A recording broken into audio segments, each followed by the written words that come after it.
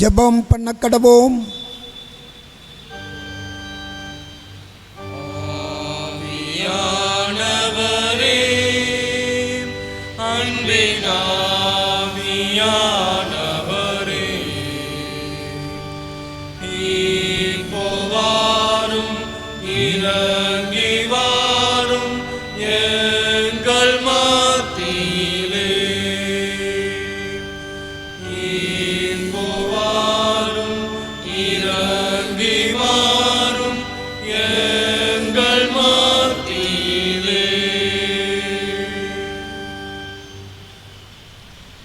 சேனைகளின் கர்த்தர்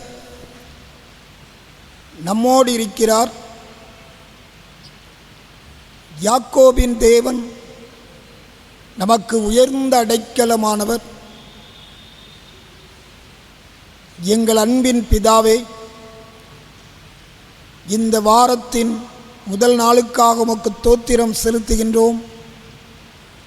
இந்த மாதத்தின் 3வது ஞாயிற்றுக்கிழமைக்காக உமக்கு ஸ்தோத்திரம். கடந்த நாட்களெல்லாம் எங்களை கண்ணின் மணி போல நீர் பாதுகாத்தீர். எங்களுக்கு வேண்டிய எல்லா நன்மைகளையும் உதவிகளையும் செய்தீர். நன்றி நிறைந்த உள்ளத்தோடு உம்மை நோக்கி பார்க்கின்றோம். இந்த ஆராதனை வழியாக உம்மை நாங்கள் உயர்த்துகின்றோம். அப்பத்தை பிட்கையில் உம்மை நீர் எங்களுக்கு வெளிப்படுத்தும். உம்மை காணும் கண்களை எங்களுக்கு தாரும். எங்கள் ஆண்டவர் இயேசு கிறிஸ்துவின் வழியாய் வேண்டுகிறோம் நல்ல பிதாவே, ஆமென். ஆண்டவருடைய பரிசுத்த நாமத்திற்கு மகிமையாக, ஆராதனைக்கு ஆரம்பமாக கீதம் 7 பாமாலை 12 முன்னோரின் தெய்வமாம்.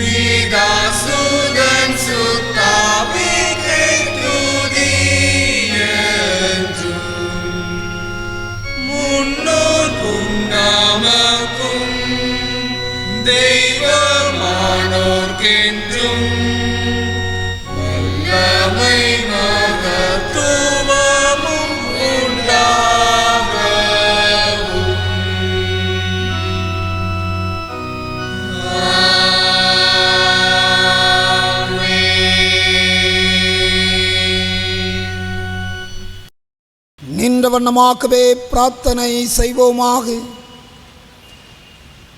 எல்லா இருதயங்களையும், எல்லா விருப்பங்களையும், எல்லா ரகசியங்களையும் அறிந்திருக்கின்ற சர்வ வல்லமையுள்ள தேவனே, நாங்கள் தேவரிடத்தில் பரிபூரணமாய் அன்பு கூறவும், உமது பரிசுத்த நாமத்தை உத்தமமாய் மகிமைப்படுத்தவும், உமது பரிசுத்த ஆவியின் ஏவுதலால் எங்கள் இருதயத்தின் சிந்தனைகளை சுத்தம் பண்ணி அருள எங்கள் கர்த்தராகிய கிறிஸ்துவின் மூலமாய் வேண்டிக் கொள்கிறோம்.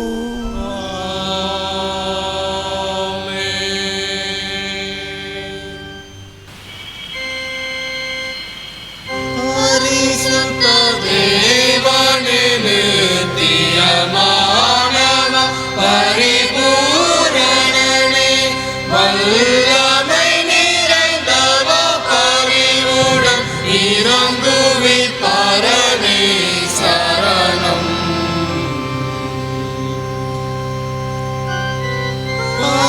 பரிசுத்த தேவனே நித்தியமானவ பரிபூரணனே வல்லமை நிறைந்தவ பரிவுடன் இறங்குவீர் பரனே சரணம். பரிசுத்த தேவனே நித்தியமானவ பரிபூரணனே வல்லமை நிறைந்தவ பரிவுடன் இறங்குவீர் பரனே சரணம்.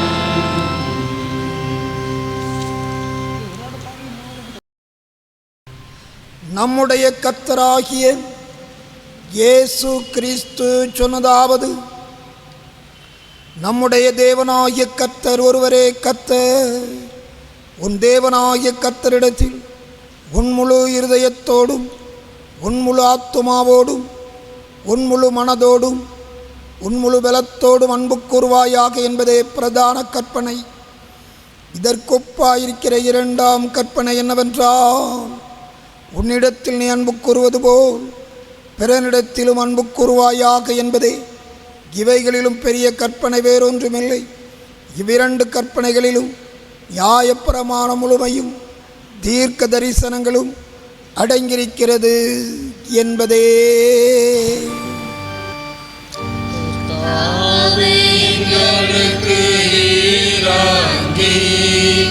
கருத்துடன் இந்த பிரமாணத்தை கைக்கொள்ள இதயத்தை அருளும். பிரியமானவர்களே, நாம் இப்பொழுது தேவனுடைய மகா பரிசுத்த வசனத்தை கேட்கவும் ஆண்டவருடைய சரீரத்தையும் இரத்தத்தையும் பெற்றுக்கொள்ளவும் இங்கே கூடி வந்திருக்கின்றோம். உத்தம மனஸ்தாபத்தோடு உண்மையான விசுவாசத்தோடும் அவரிடத்தில் கிட்டி சேர்வதற்காக தேவனுடைய கிருபையை தேடி முழங்காற்படியிட்டு மௌனமாக நம்மை நாமே சோதித்து அறிவோமாக.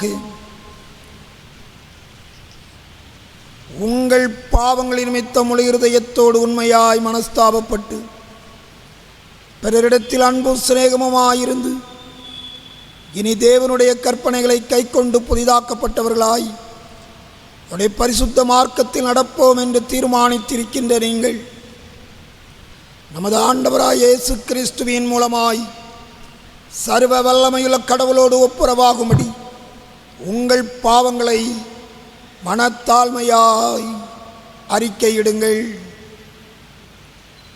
யாவரும் சேர்ந்து சொல்லுவோம். மனதுருக்கத்தின் ஆண்டவரே, மனதுருக்கத்தின் ஆண்டவரே, உமக்கு விரோதமாகவும் எங்கள் சகோதர சகோதரிகளுக்கு விரோதமாகவும் பாவம் செய்துள்ளோம் என்று அறிக்கையிடுகிறோம். கிறிஸ்துவின் நாமத்தை சொல்லியும் தீமையை விட்டு விலகவில்லை. இயேசு கிறிஸ்து காட்டிய நீதி வழியில் உம்மை நாங்கள் உண்மையாக பின்பற்றவில்லை. உம்முடைய விடுதலை அருட்பணியில் இவ்வுலகில் உம்மோடு நாங்கள் சேர்ந்து செயலாற்றவில்லை என்றும் அறிக்கையிடுகிறோம். கிருபை நிறைந்த ஆண்டவரே, உம்முடைய மிகுந்த இரக்கத்தினால் பாவமற எங்களை சுத்திகரியும். உம்முடைய பரிசுத்த ஆவினால் விடுதலை பெறவும் புது ஜீவன் உள்ளவர்களாய் வாழவும் உம்மோடும் சக மனிதரோடும் சமாதானத்தோடு வாழவும் அருள் புரிந்தருளும். ஆமேன். இயேசு கிறிஸ்துவின் மூலமாக கடவுளிடம் உண்மையாய் மனம் திரும்புகிற யாவருக்கும் அருளப்படுகின்ற கிருபை நிறைந்த தேவ வசனங்களை கேளுங்கள். வருத்தப்பட்டு பாரம் சுமைக்கிறவர்களே, நீங்கள் எல்லோரும் என்னிடத்தில் வாருங்கள், நான் உங்களுக்கு இளைப்பாறுதல் தருவேன். தேவன் தம்முடைய ஒரே பேரான குமாரனை விசுவாசிக்கிறவன் எவனோ அவன் கெட்டுப்போகாமல் நித்திய ஜீவனை அடையும்படிக்கு அவரை தந்தருளி இவ்வளவாய் உலகத்தில் அன்பு கூர்ந்தார். பாவிகளை ரட்சிக்க கிறிஸ்து இயேசு உலகத்தில் வந்தார் என்கின்ற வார்த்தை உண்மையும் எல்லா அங்கீகரிப்புக்கும் பாத்திரமுமானது. நம்முடைய பரமபிதாவாகிய சர்வ வல்லமையுள்ள கடவுள் உத்தம மனஸ்தாபத்தோடு உண்மையான விசுவாசத்தோடும் தமிழத்திற்கு மனம் திரும்பி தங்கள் சகோதர சகோதரிகளின் குற்றங்களை மன்னிக்கிற யாவருக்கும் பாவ மன்னிப்பை அருளி செய்வோம் என்று மிகுந்த இரக்கமாய் வாக்குத்தத்தம் செய்திருக்கிறார். அவர் நம்முடைய கர்த்தராகிய இயேசு கிறிஸ்துவின் நிமித்தம் உங்களுக்கு இறங்கி உங்கள் பாவங்கள் எல்லாவற்றையும் மன்னித்து அவைகளினின்று உங்களை விடுதலையாக்கி சகல நன்மையிலும் உங்களை உறுதிப்படுத்தி நிலைநிறுத்தி உங்களை நித்திய ஜீவகரையில் சேர்ப்பாராக. ஆமென். தேவரீருக்கே ஸ்தோத்திரமுண்டாவதாக.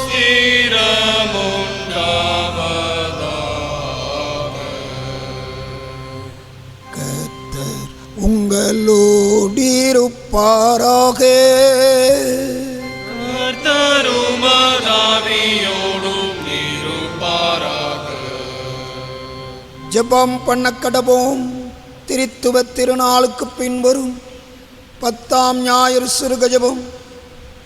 எங்கள் அன்பின் ஆண்டவரே, நீர் எங்களுக்கு தந்திருக்கின்ற விடுதலையின் வாழ்வுக்காக உமக்கு நன்றி செலுத்துகின்றோம்.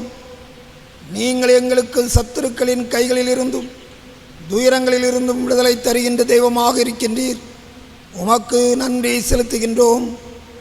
கர்த்தாவே, எங்கள் சமுதாயத்தில் வாழ்கின்ற விடுதலை தேவைப்படுகின்ற மக்களுக்கு உம்முடைய தெய்வீக விடுதலை அருளி செய்து அவர்கள் வாழ்ந்து சுகித்திருக்க அருள் செய்யும். நாங்களும் பிறரிடத்தில் உண்மையாய் அன்பு கூற கிருபை புரிந்தருள வேண்டும் என்று எங்கள் ஆண்டவரும் இரட்சகரும் ஆகிய இயேசு கிறிஸ்துவின் மூலமாய் வேண்டிக் கொள்கிறோம்.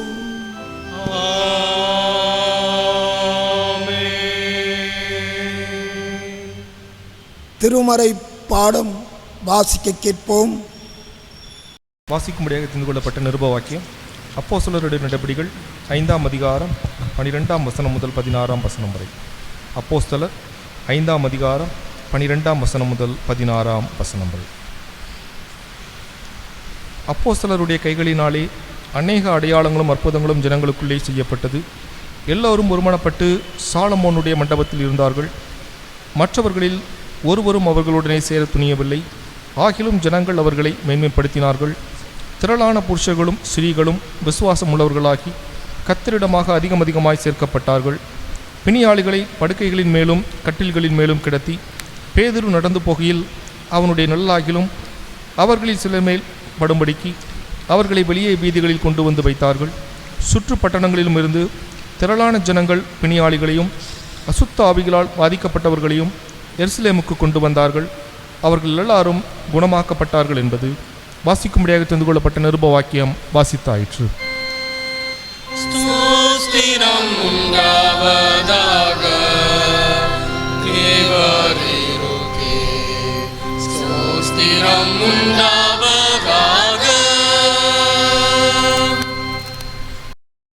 பரிசுத்த லூக்கா எழுதின நற்செய்தி நூல்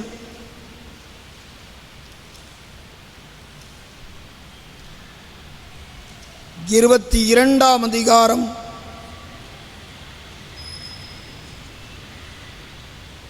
24ஆம் வசனம் முதல் 30ஆம் வசனம் வரை அடங்கிய ஆண்டவருடைய அருள் வார்த்தையை கேளுங்கள். லூக்கா எழுதின நற்செய்தி நூல் 22ஆம் அதிகாரம் 24ஆம் வசனம் முதல்.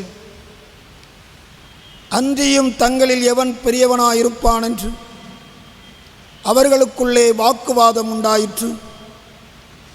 அவர் அவர்களை நோக்கி, புறஜாதியாரின் ராஜாக்கள் அவர்களை ஆளுகிறார்கள். அவர்கள் மேல் அதிகாரம் செலுத்துகிறவர்களும் உபகாரிகள் எனப்படுகிறார்கள். உங்களுக்குள்ளே அப்படி இருக்கக்கூடாது. உங்களில் பெரியவன் சிறியவனைப் போலவும் தலைவன் பணிவிடைக்காரனைப் போலவும் இருக்க கடவன். பந்தி இருக்கிறவனோ பணிவிடை செய்கிறவனோ எவன் பெரியவன்? பந்தி இருக்கிறவன் அல்லவா? அப்படி இருந்தும் நான் உங்கள் நடுவிலே பணிவிடைக்காரனைப் போல் இருக்கிறேன்.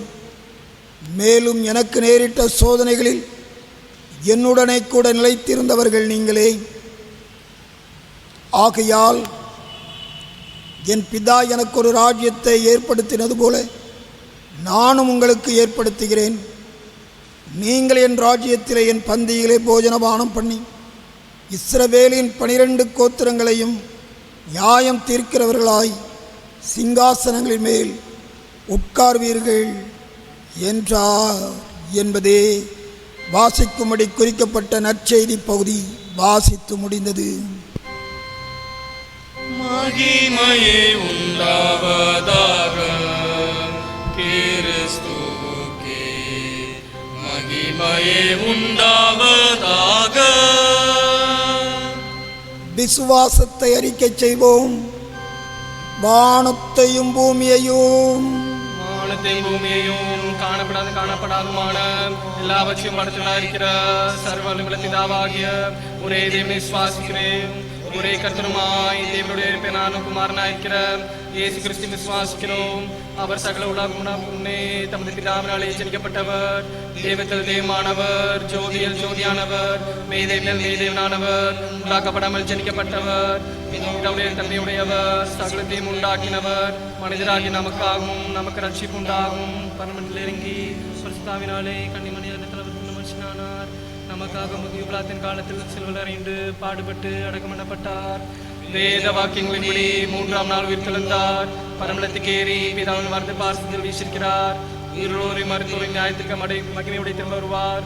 அவருடைய ராஜ்யத்துக்கு முடிவுகளை கர்த்தருமாய் ஜீவனை கொடுக்கிறதுமாய் பிதாவுலும் குமாரும் என்று புறப்படுகிறதுமாய் பிதாவுலும் குமாரும் கூட தொழுது தோத்தரிக்கப்படுகிறதுமாய் தீர்க்கதரிசிகள் மூலமாக வருத்தராக இருக்கிற பரிசுத்தாவியை விசுவாசிக்கிறேன். ஒரே சில திருச்சியை விசுவாசிக்கிறோம்.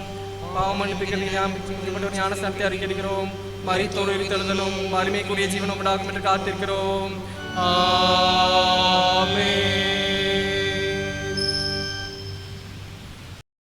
அன்புக்குரியவர்களே, உங்கள் அனைவரையும் ஆண்டவர் இயேசு கிறிஸ்துவின் நாமத்தினாலே அன்போடு வாழ்த்துகின்றோம்.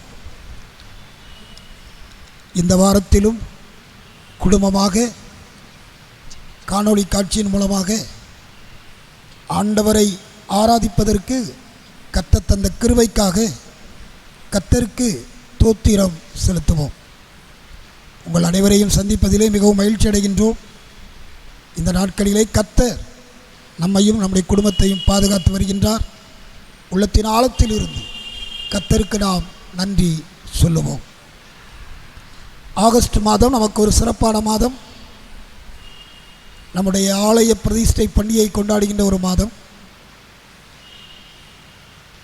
வருகின்ற 22, 23 ஆகிய நாட்களிலே நம்முடைய 92வது ஆலய பிரதிஷ்டை பண்டிகையை கொண்டாட நாம் ஆயத்தப்படுகின்றோம். அதற்காக ஜெபிப்போம். இம்மட்டும் நமக்கு ஜீவன் சுகபலன் கொடுத்த ஆண்டவருக்கு நன்றி சொல்லுவோம். நன்றி நிறைந்த உள்ளத்தோடு கர்த்தரை தொழுது கொள்ள நாம் குடும்பமாக ஆயத்தப்படுவோம். நிச்சயமாக அந்த நாட்களை கர்த்தர் நமக்கு ஆசீர்வதித்து தருவார்.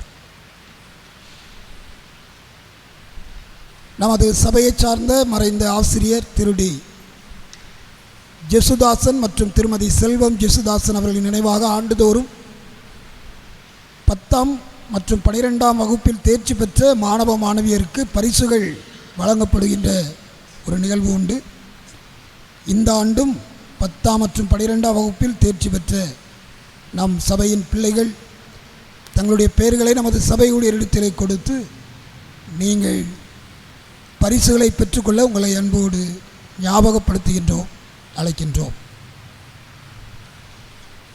இந்த வாரத்திலே தங்களது பிறந்த நாள் மற்றும் திருமண நாளை கொண்டாடுகின்றவர்கள், பிறந்த நாளை கொண்டாடுகின்றவர்கள் 16ஆம் தேதி இன்று செல்வன் எஸ் வினோத், சன் ஆஃப் திரு ஜி சுபாஷ், திரு ஆர் அகஸ்டின் மைக்கேல், திருமதி ஜெஸ்ஸி டான்டன். 17ஆம் தேதி செல்வன் A Ruban Santhoshkumar, son of திரு எஸ் இளங்கோ, செல்வன் எஸ் பிரவீன்குமார், சன் ஆஃப் திரு ஜி சுபாஷ். 18ஆம் தேதி திருமதி மெர்லின் ஜிம்மானுவி. 20ஆம் தேதி செல்வன் S Daniel Jones, son of திரு ஸ்பர்ஜன் டேவிட், திருமதி ஜேன் சில்லத்துறை, திருமதி ஜாய்ஸ் ஜெயரூபி.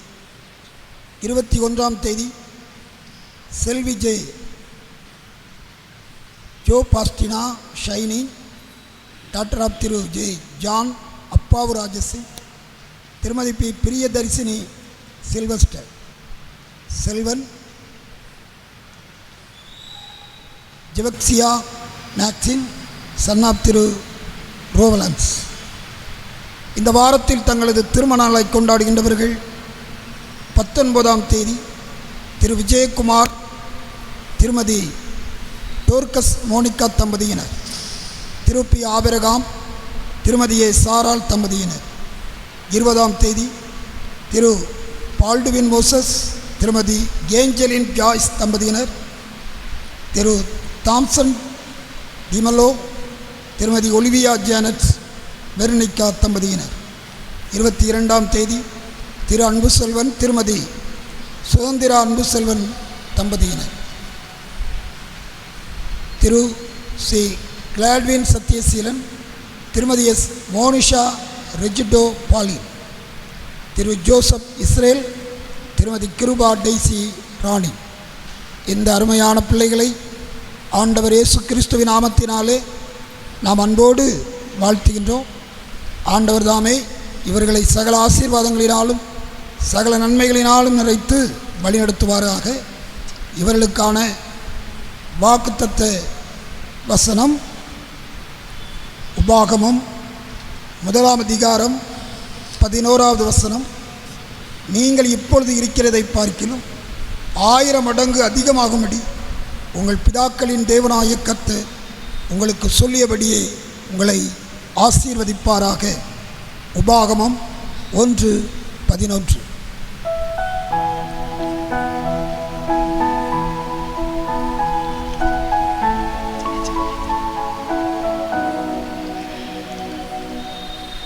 சின்னஞ்சிறு வயதில் உன்னை குறித்து விட்டார், தூரம் போயினும் கண்டு கொண்டார். சின்னஞ்சிறு வயதில் உன்னை குறித்து விட்டார், தூரம் போயினும் கண்டு கொண்டார். தமது ஜீவனை உனக்கும் அளித்து ஜீவன் பெற்றுக்கொள்ளென்று உரைத்தார். ஆனந்தமே பரமானந்தமே, இது மாபெரும் பாக்கியமே. இந்த பாதளத்தின் சொந்தக்காரரவர், இந்த உள்ளத்தின் சொந்தமானார். ஜெபிப்போம். எங்கள் அன்பின் தகப்பனே, இந்த வாரத்தில் தங்களது பிறந்த நாள் திருமண நாளை கொண்டாடுகின்றவர்களுக்காக உடைய சந்நிதிகளை வேண்டுகின்றோம். கடந்த ஆண்டு முழுவதும் பாதுகாத்து கரம் பிடித்து வழிநடத்தின கர்த்தர் இந்த புதிய ஆண்டிலும் நீர் கிருபையாக இவர்களை கரம் பிடித்து வழிநடத்தி சகல சம்பூர்ண வாக்கியங்களை இவர்களுக்கு ஈவாகத்தார். இப்பொழுது இருக்கிறதை பார்க்கிலும் 1000 மடங்கு ஆசீர்வதிக்கப்பட்ட மக்களாய் வளர்ந்து பெருக கர்த்தர் உதவிச்சு நன்மையினாலும் கிருபையினாலும் இவர்களை முடிசூட்டிக் கொள்ளும். கர்த்தருடைய நிறைவான பாக்கியம் இந்த அன்பு பிள்ளைகளோடு கூட நிலைத்திருப்பதாக. கர்த்தருக்குள் எப்பொழுதும் சந்தோஷமாயிருக்க அருள் செய்யும். மீட்பர் இயேசுவின் நாமத்தில் வேண்டுகிறோம் நல்ல பிதாவே, ஆமென். பிரியமானவர்களே, இந்த ஆராதனையிலே கர்த்தருடைய வார்த்தையை ரெவரண்ட் சார்ல்ஸ் ஐயர் அவர்கள் பகிர்ந்து கொள்வார்கள். அவர்களை அன்போடு நான் அழைக்கின்றேன். மீண்டும் ஆண்டவருடைய நாமத்திற்கு மகிமையாக கர்த்தருடைய வார்த்தையை கேட்பதற்கு ஆயத்தமாக கீதம் 406 பாமாலை 256 விண்ணோர்கள் போற்றும் ஆண்டவா.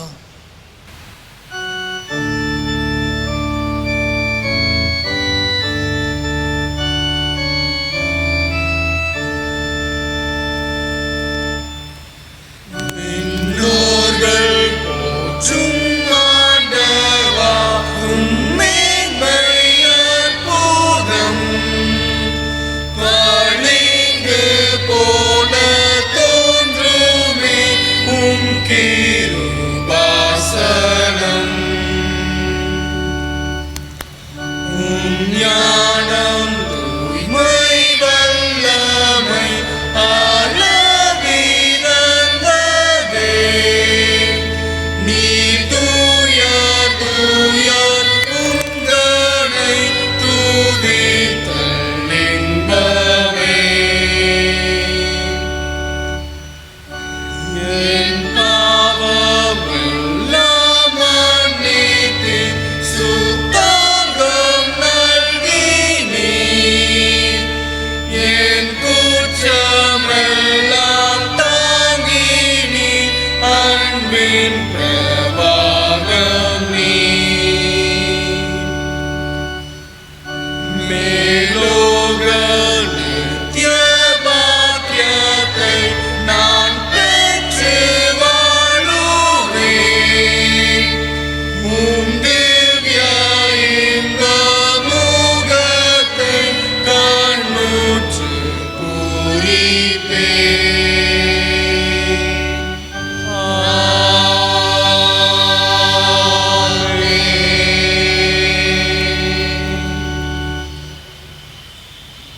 செய்வோம்.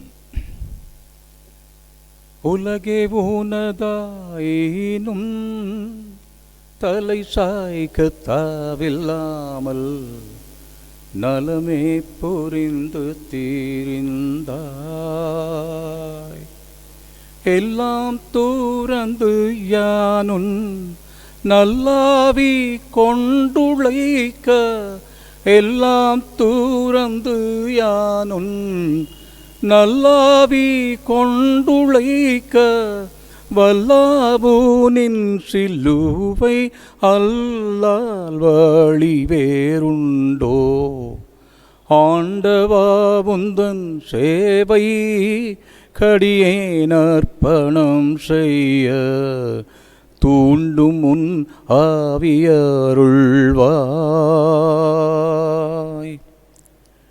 பேசும் ஆண்டவரே, எங்களோடு பேசும்.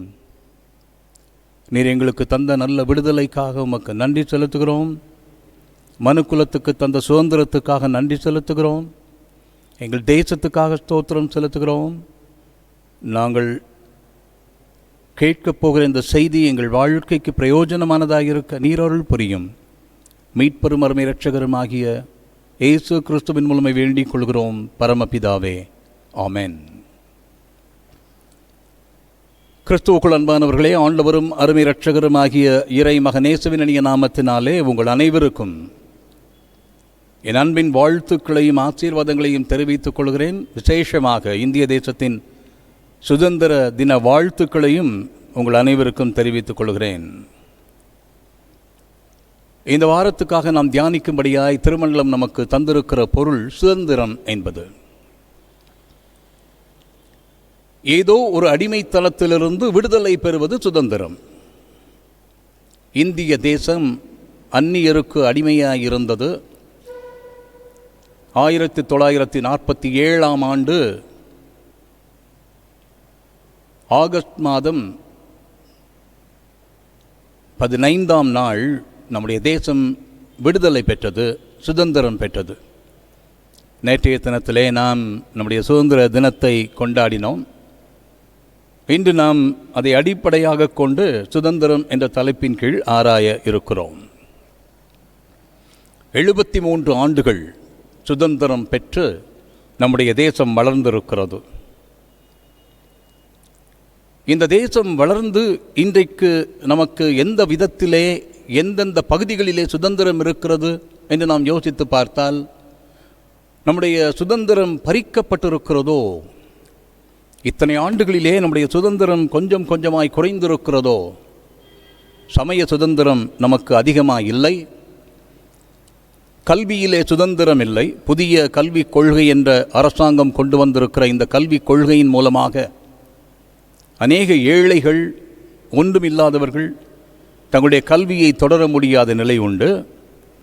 இப்படி நம்முடைய சுதந்திரத்தை இழந்து கொண்டிருக்கிறோம் நம்முடைய தேசத்திலே. ஆனால் ஆண்டவராகிய இயேசுவானவர் பிசாசின் அடிமைத்தனத்திலே இருந்த நம்மை மீட்டு நமக்கு சுதந்திரம் தந்திருக்கிறார். இது இஸ்ரவேல் மக்களுடைய வாழ்க்கையிலே மிக உண்மையாய் அமைந்திருக்கிறது. எகிப்தின் அடிமை தலையிலே இருந்து ஆண்டவர் அவர்களை விடுதலை செய்து அவர்களுக்கு சுதந்திரத்தை தந்து அவர்களை வழிநடத்தி கொண்டு வந்தார். அவர்கள் சுதந்திரம் பெற்ற அந்த நாள் முதற்கொண்டு இன்று வரைக்கும் அவர்களை ஆண்டவர் தாங்கி வருகிறார். ஒருவேளை இது நமக்கு உதாரணமாக கூறப்பட்டிருந்தாலும், மனித வாழ்க்கையிலே ஆண்டவர் நமக்கு சுதந்திரத்தை தந்து முழுவதுமாய் நம்மை நடத்தி கொண்டு வருகிறார். கிறிஸ்துவுக்குள் விடுதலை பெற்ற நீங்களும் நானும் சுதந்திரம் என்ற வார்த்தைக்கான புதிய பொருளை நாம் பெற்றிருக்கிறோம். இந்த உலக பிரகாரமாய் இந்த உலகம் சொல்லுகிற சுதந்திரத்தின் பொருள் நமக்கு வித்தியாசமாய் தோன்றுகிறது. உலகம் தருகிற சுதந்திரம் நிரந்தரமற்ற சுதந்திரமாய் இருப்பதை இன்றைக்கு நாம் உணர்ந்து கொண்டிருக்கிறோம். ஆனால் இந்த நாளிலே ஆண்டவர் முழுவதுமாய் மனுக்குலத்துக்கு கொடுத்த சுதந்திரத்தின் மூலமாக நாம் ஆசீர்வதிக்கப்பட்டிருக்கிறோம். இந்த நாளிலே கொடுக்கப்பட்ட 3 பாடங்களிலிருந்து 3 ஆலோசனைகளை உங்களுக்கு நான் சொல்ல விரும்புகிறேன். ஏசாயா தீர்க்கனின் ஆகமம் 43ஆம் அதிகாரத்தின் சில வசனங்கள் என்று நாம் வாசிக்கும்படியாக நமக்கு கொடுக்கப்பட்டிருக்கிறது. அதிலே 5ஆம் வசனம் இப்படி சொல்லுகிறது, பயப்படாதே, நான் உன்னோடே இருக்கிறேன். நான் உன் சந்ததியை கிழக்கிலிருந்து வரப்பண்ணி உன்னை மேற்கிலும் இருந்து கூட்டிச் சேர்ப்பேன் என்று சொல்லுகிறார். 7ஆம் வசனத்திலே, நான் என் மகிமைக்கென்று சிருஷ்டித்து உருவாக்கி படைத்து என் நாமம் தரிக்கப்பட்ட யாவரையும் கொண்டு வா என்பேன் என்று சொல்லுகிறார். என் நாமம் தரிக்கப்பட்ட யாவரும் ஒன்றிணைக்கப்படுவார்கள். எல்லாரையும் ஆண்டவர் ஒன்றாக இணைப்பேன் என்று சொல்லுகிறார். என கருமையானவர்களே, முதலாவதாக நாம் பெற்றுக்கொள்ளுகிற சுதந்திரம் என்பதற்கான பொருள், பிரிவினைகள் மாறி ஒன்றிணைக்கப்படுகிறோம். அதுதான் சுதந்திரத்தின் பொருள். பிரிவினைகள் மாறி ஒன்றிணைக்கப்படுகிறோம். மனிதன் பாவம் செய்து விட்டதனாலே ஒருவரை ஒருவர் விட்டு ஒருவர் பிரிகிறார்கள். இயற்கைக்கும் மனிதனுக்கும், மனிதனுக்கும் இறைவனுக்கும், மனிதனுக்கும் இடையே மிகப்பெரிய பிரிவினை உண்டாகியிருக்கிறது. ஏசாயா தீர்க்கனின் ஆகமம் 11ஆம் அதிகாரத்துக்கு நாம் வரும்பொழுது அங்கே மேசியாவின் வருகை குறித்து தீர்க்கதரிசனமாய் உரைக்கிற அந்த செய்தியை நாம் வாசிக்க முடியும். அங்கே ஒரு மிகப்பெரிய ஒன்றிணைப்பு நடைபெறுகிறதை நாம் வாசிக்க முடியும். 11ஆம் அதிகாரம் 6ஆம் வசனத்திலே, அப்பொழுது ஓநாய் ஆட்டுக்குட்டியோட தங்கும், புலி வெள்ளாட்டுக்குட்டியோட படுத்துக்கொள்ளும், கன்றுக்குட்டியும் பாலசிங்கமும் காளையும் ஒருமித்திருக்கும், ஒரு சிறு பையன் அவைகளை நடத்துவான். பசுவும் கரடியும் கூடிமேயும், அவைகளின் குட்டிகள் ஒருமித்து படுத்துக்கொள்ளும், சிங்கம் மாட்டைப் போல வைக்கோல் தின்னும், பால் குடிக்கும் குழந்தை விரியன் பாம்பு வலையின் மேல் விளையாடும், பால் மறந்த பிள்ளை கட்டுவிரியன் புற்றிலே தன் கையை வைக்கும், என் பரிசுத்த பர்வதமெங்கும் தீங்கு செய்வாருமில்லை, கேடு செய்வாருமில்லை என்று சொல்லுகிறார். என கருமையானவர்களே, இந்த பிரிவினைகள் மாறி இயற்கையும் மனிதனும் இறைவனும் ஒன்றிணைக்கப்படுவதை நாம் பார்க்கிறோம். அதுதான் நமக்கு கிடைத்த சுதந்திரம். பாவத்தினாலே நாம் ஆண்டவரை விட்டு பிரிந்தோம். பாவத்தினாலே மனிதர்கள் ஒருவரை விட்டு ஒருவர் பிரிந்தோம். பாவத்தினாலே நாம் அநேக வேளைகள் ஆண்டவரை பார்க்க முடியாமல் போனோம். இந்த ஏற்றத்தாழ்வுகள் எல்லாம் ஒரு நாள் மாறுகிறது. எப்பொழுது ஆண்டவர் நமக்கு விடுதலை தந்தாரோ அப்பொழுது நாம் எல்லாரையும் ஏற்றுக்கொள்ள ஆரம்பிக்கிறோம். ஏற்றுக்கொள்ள முடியாதவர்களையும் நாம் இப்பொழுது ஏற்றுக்கொள்கிறோம். ஏனென்றால் நம்முடைய வாழ்க்கையிலே ஆண்டவர் நமக்கு தந்த பாடமே அதுதான். உனக்கு அடுத்தவனை சிநேகித்து உன் சத்துருவை பகைப்பாயாக என்று எழுதியிருக்கிறதை நீங்கள் கேள்விப்பட்டிருக்கிறீர்கள். மத்தேயு நற்செய்தி நூல் 5ஆம் அதிகாரத்திலே மலைப்பொழிவிலே ஆண்டவர் சொல்லுகிறார், நான் உங்களுக்கு சொல்லுகிறேன், உங்கள் சத்துருக்களை சிநேகியுங்கள் என்று சொல்லுகிறார். அதை ஆண்டவர் வாழ்ந்து காண்பித்தார். என கருமையானவர்களே, எல்லாரையும் ஏற்றுக்கொள்ளுகிற மனப்பக்குவத்தை நாம் பெற்றிருக்கிறோம். சுதந்திரம் எனக்கு என்ன செய்தது? சுதந்திரம் எல்லாரையும் ஏற்றுக்கொள்ளும் மனப்பக்குவத்தை எனக்கு தந்தது. கலாத்திய நிருபத்திலே பவுலடிகளார் மிக தெளிவாய் சொல்லுகிறார். கலாத்தியருக்கு பவுலடிகளார் எழுதின நிருபம் 3ஆம் அதிகாரம் 28ஆம் வசனத்திலே சொல்லுகிறார், யூதன் என்றும் கிரேக்கன் என்றும் இல்லை, அடிமை என்றும் சுயாதீனன் என்றும் இல்லை, ஆண் என்றும் பெண் என்றும் இல்லை, நீங்கள் எல்லாரும் கிறிஸ்து இயேசுவுக்குள் ஒன்றாயிருக்கிறீர்கள் என்று சொல்லுகிறார். நீங்கள் எல்லாரும் கிறிஸ்து இயேசுவுக்குள் ஒன்றாயிருக்கிறீர்கள். இதுவரை பிரிவினை உண்டு. யூதர் என்றும் கிரேக்கர் என்றும் ஆண் என்றும் பெண் என்றும் அடிமை என்றும் சுயாதீனன் என்றும் இருந்த எல்லா வேற்றுமைகளும் ஆண்டவர் நமக்கு தந்த சுதந்திரத்தின் மூலமாக மாறிவிட்டது. இனிமேல் நாங்கள் எல்லாரும் ஆண்டவரோடு கூட இணைக்கப்பட்டவர்கள். எங்களுக்குள்ளே எந்த வேற்றுமையும் இல்லை, எந்த பிரிவினையும் இல்லை. அதே போல எபேசியர் 2ஆம் அதிகாரத்திலும் பவுலடிகளார் இதே காரியத்தை சொல்லுகிறார். ஆண்டவராகிய இயேசுவானவர் சிலுவையிலே சிந்தின இரத்தத்தினாலே உங்களையும் என்னையும் மீட்டு நம்மை எல்லாவிதமான மாறுபாடுகளுக்கும் நீங்களாக்கினார் என்று சொல்கிறார். எபேசியர் 2ஆம் அதிகாரம் 14ஆம் வசனத்திலே அவரே நம்முடைய சமாதான காரணராகி இருதரத்தாரையும் ஒன்றாக்கி பகையாக நின்ற பிரிவினையாகிய நடுச்சுவரை தகர்த்து சட்டதிட்டங்களாகிய நியாய பிரமாணத்தை தம்முடைய மாம்சத்தினாலே ஒழித்து இருதரத்தாரையும் தமக்குள்ளாக ஒரே புதிய மனுஷனாக சிருஷ்டித்து இப்படி சமாதானம் பண்ணினார் என்று சொல்லுகிறார். என கருமையானவர்களே, எல்லா விதமான வேறுபாடுகளும் களைந்து நாம் ஆண்டவருக்குள் ஒன்றிணைக்கப்படுகிறோம். அதுதான் சுதந்திரத்தின் பிரதானமான காரியம். ஒருவேளை இன்று இந்திய தேசம் பெற்றிருக்கிற சுதந்திரத்தின் மூலமாக மாறுபாடுகள் களைந்திருக்கிறதா? யோசித்து பாருங்கள். உலகத்திலே மாறுபாடுகள் இன்னும் களையப்படவில்லை. ஆனால் ஆண்டவருக்குள்ளே மாறுபாடுகள் களையப்பட்டது. எல்லா விதமான வேற்றுமைகளும் எடுத்து போடப்பட்டது. ஆதித்திருச்சபை முதலாவதாக உருவாகிறது. யூதர்களும் பிரஜாதியாரும் ஆண்டவருக்குள்ளே வருகிறார்கள்.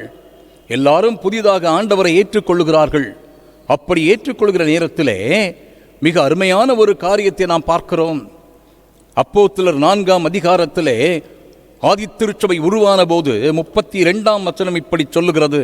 விசுவாசிகளாகிய திரளான கூட்டத்தார் ஒரே இருதயமும் ஒரே மனமும் உள்ளவர்களாயிருந்தார்கள். ஒருவனாகிலும் தனக்குள்ளவைகள் ஒன்றையும் தன்னுடையதென்று சொல்லவில்லை, சகலமும் அவர்களுக்கு பொதுவாயிருந்தது என்று சொல்லுகிறார்கள். 34ஆம் வசனத்திலே நிலங்களையும் வீடுகளையும் உடையவர்கள் அவைகளை விற்று விற்கப்பட்டவைகளின் கிரயத்தை கொண்டு வந்து அப்போஸ்தலருடைய பாதத்திலே வைத்தார்கள். அவனவனுக்கு தேவையானதற்கு தக்கதாக பகிர்ந்து கொடுக்கப்பட்டது. அவர்களில் ஒருவனுக்கும் ஒன்றும் குறைவாய் இருந்ததில்லை. 32ஆம் வசனத்தின் கடைசி பகுதி, சகலமும் அவர்களுக்கு பொதுவாயிருந்தது. தனிப்பட்ட முறையிலே எந்த விதமான காரியங்களும் அவர்களுக்கென்று இல்லை. ஆதித்திருச்சபை உருவான சமயத்திலே பிரிவினைகள் மாறி எல்லாரும் ஒன்றிணைக்கப்பட்டார்கள். அவர்களுக்கு கிடைத்த சுதந்திரத்தை சரியான முறையிலே பயன்படுத்தினார்கள். அவர்களுடைய பணத்தையும் அவர்களுடைய செல்வத்தையும் அவர்கள் எப்படியும் பயன்படுத்தி இருக்கலாம். ஆனால் ஆண்டவரை ஏற்றுக்கொண்ட போது ஆண்டவர் அவர்களுக்கு கற்றுக் கொடுத்த ஒரு பாடம், எல்லா விதமான பிரிவினைகளும் மாறி நீங்கள் ஒன்றிணைக்கப்பட வேண்டும். ஒன்றிணைக்கப்பட்ட ஒரு அருமையான திருச்சபை உருவாயிற்று. இன்றைய திருச்சபையிலே நமக்குள்ளே இருக்கிற பிரிவினைகள் மாறி இருக்கிறதா? இன்றைய திருச்சபையிலே இன்றைக்கு எந்த விதமான வேற்றுமைகளும் இல்லாமல் ஒருவரை ஒருவர் ஏற்றுக்கொள்ளுகிறோமா? ஒருவேளை ஆண்டவருடைய பிள்ளைகளாக நீங்களும் நானும் சுதந்திரம் பெற்றிருக்கிறோமானால் எல்லாரும் ஒருவரை ஒருவர் ஏற்றுக்கொள்ளும்படியாக ஆண்டவர் விரும்புகிறார். பேதுரு அடிகளார் தன் நிருபத்திலே இப்படி சொல்லுகிறார். பேதுரு அடிகளார் எழுதின 1ஆம் நிருபத்திற்கு வாருங்கள். 1 பேதுரு 2ஆம் அதிகாரம் 9ஆம் வசனத்திலே சொல்லுவார், நான் அந்தகாரத்திலே இருந்தேன், நீங்கள் அந்தகாரத்தில் இருந்தீர்கள், இப்பொழுது ஆண்டவருடைய பிள்ளைகளாக மாறியிருக்கிறீர்கள். அந்தகார சக்தியாகிய சாத்தானின் பிடியிலே இருந்த உங்களை ஆண்டவர் விடுதலை செய்திருக்கிறார். நீங்கள் இப்பொழுது சுதந்திரம் பெற்றிருக்கிறீர்கள். என்ன ஆயிற்று இப்பொழுது? நம்ம எல்லாருக்கும் நன்றாக தெரிந்த வசனம். நீங்களோ உங்களை அந்தகாரத்தினின்று தம்முடைய ஆச்சரியமான ஒளியினிடத்திற்கு வரவழைத்தவருடைய புண்ணியங்களை அறிவிக்கும்படிக்கு தெரிந்து கொள்ளப்பட்ட சந்ததியாகவும் ராஜரீகமான ஆச்சாரிய கூட்டமாகவும் பரிசுத்த ஜாதியாகவும் அவருக்கு சொந்தமான ஜனமாயும் இருக்கிறீர்கள் என்று சொல்லுகிறார். நாம் எல்லா வேற்றுமைகளும் களைந்து ஒருவருக்கொருவர் ஆண்டவருடைய பிள்ளைகளாக மாறி நமக்குள்ளே இருக்கிற எல்லா பிரிவினைகளும் அகன்று விட்டது. அதுதான் சுதந்திரத்தின் முதல் பாகம். இரண்டாவதாக, இன்றைக்கு நமக்கு கொடுக்கப்பட்ட அப்போஸ்தலர் நடபடிகளின் புஸ்தகம் 5ஆம் அதிகாரத்துக்கு நீங்கள் வரும்பொழுது 16ஆம் வசனத்தின் கடைசி பகுதி இப்படி சொல்லுகிறது, அவர்கள் எல்லாரும் குணமாக்கப்பட்டார்கள். அவர்கள் பாவக்கட்டிலிருந்து விடுதலை பெற்றார்கள். இரண்டாவதாக, சுதந்திரம் கட்டுக்களினின்று விடுதலை தந்தது. அடிமைகளாக இருக்கும் பொழுது பலவிதமான கட்டுக்களிலே நாம் அகப்பட்டிருந்தோம். பிசாசின் பாவக்கட்டிலே அகப்பட்டிருந்த நீங்களும் நானும் இந்த சுதந்திரத்தின் மூலமாக விடுதலை பெற்றோம். அதுவரை 400 ஆண்டுகள் எகிப்திலே அடிமைகளாக இருந்த இஸ்ரவேல் மக்களை ஆண்டவர் தம்முடைய தாசனாகிய மோசேயின் மூலமாக விடுதலை செய்தார். சுதந்திரம் பெற்றார்கள். அவர்கள் விடுதலை பெற்று வெளியே வருகிறார்கள். என கருமையானவர்களே, நீங்களும் நானும் விடுதலை பெற்று வெளியே வர வேண்டும். ஆண்டவருக்குள்ளே பெற்ற விடுதலை அந்த பார்வையை மாற்றுகிறது. அதுவரைக்கும் விடுதலை என்பது ஏதோ சுதந்திரம் என்பதை நாம் மையமாக கொண்டு எப்படியும் வாழலாம் என்று யோசிக்கிறோம். ஆனால் இந்த விடுதலை ஒரு விடுதலையாக மாத்திரமல்லாமல் இன்னொரு அடிமை தலைக்குள்ளே என்னை கொண்டு போகிறது என்று பவுலடிகளார் சொல்லுகிறார். எப்படி? அடிமையாக இருந்த நான் விடுதலையாக வேண்டும். விடுதலையானால் எனக்கு சுதந்திரம் வேண்டும். நான் அடிமையாக இருந்து இன்னொன்றுக்கு நான் அடிமையானால் அதிலே பொருள் என்ன இருக்கிறது? ரோமர் 6ஆம் அதிகாரம் 22ஆம் வசனத்திலே பவுலடிகளார் சொல்லுவார், இப்பொழுது நீங்கள் பாவத்தினின்று விடுதலையாக்கப்பட்டு தேவனுக்கு அடிமைகளானதினால் பரிசுத்தமாகுதல் உங்களுக்கு கிடைக்கும் பலன் முடிவு நித்திய ஜீவன் என்று சொல்லுகிறார். பாவத்தினின்று விடுதலையாக்கப்பட்டேன், ஆனால் திரும்பவும் இன்னொரு அடிமை தலைக்குள்ளே போகிறேன், கிறிஸ்துவுக்கு அடிமையாய் மாறுகிறேன். இன்றைக்கு நான் கிறிஸ்துவுக்கு அடிமையாக மாறினேனோ அன்றைக்குத்தான் நான் விடுதலை பெற்றவனாக சுதந்திரம் பெற்றவனாக வாழ முடிகிறது. ஏனென்றால் என் ஆண்டவர் என்னை ஒவ்வொரு நாளும் வழி நடத்துகிறார், அவர் என்னோடு கூட இருக்கிறார். ஆகவே விடுதலையின் பார்வை எனக்கு மாறிவிட்டது. இதுவரைக்கும் விடுதலை என்றால் நான் எப்படியும் வாழலாம் என்பதுதான் விடுதலை என்று நான் யோசித்திருந்தேன், அதுதான் சுதந்திரம் என்று யோசித்திருந்தேன். ஆனால் என்னுடைய சுதந்திரம் என் ஆண்டவரின் மூலமாக கட்டுப்படுத்தப்படுகிறது. ஒவ்வொரு நாளும் அவர் என்னை நடத்துகிறார். என் வாழ்க்கையிலே என் சுதந்திரம் என்பது நான் எப்படியும் வாழலாம் என்பதல்ல, என் ஆண்டவருக்குள் நான் வாழ வேண்டும் என்பது. இங்கே அப்போஸ்தலர் புத்தகத்திலே வியாதி சுகமாகிறது. ஒருவேளை வியாதியின் கட்டுக்கள் அவிழ்வது மாத்திரம் சுதந்திரம் அல்ல. ஆண்டவராகிய இயேசுவானவர் தம்முடைய சீடர்களுக்கு அவர் சொல்லுகிறார், என்னுடைய ஆவியை உங்களுக்குள்ளே தருகிறேன், என் ஆவியை நீங்கள் பெற்றுக்கொள்வீர்கள். ஆண்டவராகிய இயேசுவானவர் தொட்டவர்கள் உயிர்த்தெழுந்தார்கள், உயிர் பெற்றார்கள். ஆண்டவராகிய இயேசுவானுடைய தொடுதல் அநேக சுகவீனம் உள்ளவர்களை சுகப்படுத்தியது. ஆனால் ஆண்டவருடைய சீடராகிய பேதுருவடிகளாரை குறித்து 5ஆம் அதிகாரத்திலே, அப்போஸ்தலர் 5ஆம் அதிகாரத்திலே நாம் வாசிக்கும் பொழுது அவருடைய நிழல் பட்டவர்கள் எல்லாரும் சுகமானார்கள். விடுதலையின் முக்கியமான அம்சம் இதுதான். பாவத்தினின்று விடுதலையாக்கப்பட்ட நீங்களும் நானும் கிறிஸ்துவுக்கு அடிமைகளாக இருப்பதனால் கிறிஸ்துவை விட மேலான காரியங்களை இந்த உலகத்தில் செய்வதற்கு, கிறிஸ்து இந்த உலகத்திலே சாதாரணமாய் செய்ததை விட அவருடைய பிள்ளைகளாகிய நீங்களும் நானும் அவருடைய வல்லமையினாலே பெரிய காரியங்களை செய்ய முடியும். தொடுதல் அல்ல, பார்வை அல்ல, அதற்கு மேலாக நிழல் பட்டவர்கள் சுகமடைகிறார்கள். என கருமையானவர்களே, இதுதான் விடுதலையின் முக்கியமான அம்சம். நான் விடுதலை பெற்றேன், ஆனால் ஆண்டவர் என்னை கட்டுக்களிலிருந்து விடுதலை செய்து அவருடைய பிள்ளையாக மாற்றுகிறார். சிந்தனை, விடுதலையின் சிந்தனை மாறுகிறது. பேதுருவடிகளார் விடுதலை பெற்றுக் கொண்டவர். அவருடைய சிந்தனை என்ன? யூதர்களுக்கு ஆண்டவர் முக்கியமானவர், புறஜாதியாருக்கு ஒருவேளை புறஜாதியாரை ஆண்டவர் ஏற்றுக்கொள்ளுவாரோ என்ற ஒரு கேள்வி பேதுருவடிகளாருக்கு இருந்தது. முழுவதுமாய் விடுதலை பெற்றிருந்தார். உயிர்த்தெழுந்த இயேசுவானவரை தரிசித்தார். உயிர்த்தெழுந்த இயேசுவானவர் அவரோடு கூட பேசினார். யோவான் 21ஆம் அதிகாரத்திலே யோனாவின் குமாரனாகிய சீமோனே, நீ என்னை நேசிக்கிறாயா நேசிக்கிறாயா நேசிக்கிறாயா என்று கேட்டார். அவர் நேசிக்கிறேன் ஆண்டவரே என்று சொன்னார். என் ஆடுகளை மேய்ப்பாயாக என்று சொன்னார். அவருக்கு இப்படிப்பட்ட எல்லா வல்லமைகளையும் கொடுத்திருந்தார். ஆனால் பேதுருவடிகளாரின் சிந்தனை மாறும்படியாக ஒரு நாள் ஒரு காரியம் நடைபெற்றது. அப்போஸ்தலர் 10ஆம் அதிகாரத்திலே கொர்நேலியுவை குறித்து நாம் வாசிக்கிறோம். யூதர் அல்லாத ஒரு மனிதர், 100க்கு அதிபதி. அவருடைய வாழ்க்கையிலே ஆண்டவர் இடைபடுகிறார். அவர் ஆண்டவரோடு கூட இருக்கிறார். ஜெபத்திலும் வேண்டுதலிலும் தரித்திருக்கிறார். தர்மம் செய்கிறார். குடும்பத்தாரோடு ஆண்டவருக்கு பயப்படுகிறார். அப்படிப்பட்ட கொர்நேலியின் வீட்டிலே இருந்து பேதுருவை அழைக்கும்படியாய் ஆண்டவர் கொர்நேலியுவுக்கு தரிசனம் தருகிறார். பேதுருவடிகளாரை பார்ப்பதற்காக கொர்நேலியின் இல்லத்திலே இருந்து 4 பேர் போகிறார்கள். அப்பொழுது பேதுருவடிகளார் வீட்டிலே அமர்ந்து ஜெபித்துக் கொண்டிருக்கிறார். அவருக்கு ஒரு தரிசனம் வருகிறது.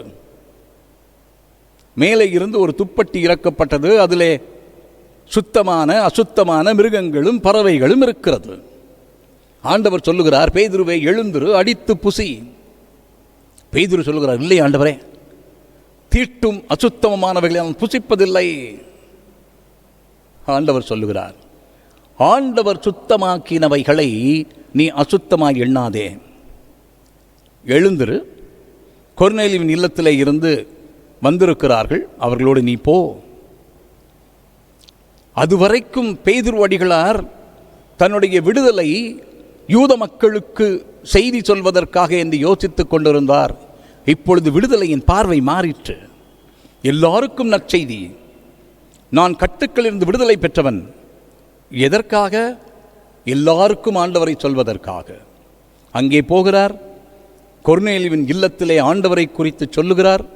ஞானஸ்நானம் கூட பெறாத கொர்நேலியுவின் இல்லத்திலே கூடி வந்த அந்த மக்கள் எல்லாரும் பரிசுத்த ஆவியினாலே நிறைகிறார்கள்.